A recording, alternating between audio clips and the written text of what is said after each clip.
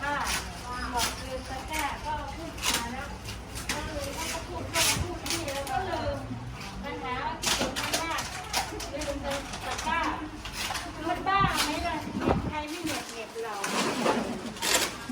พอขึ้นมาแกถามโน่นถามนี่ ที่อยากมึงหาเรื่องนะมึงหาเรื่องผิดคนแล้วจะบ้าเขาก็ลืม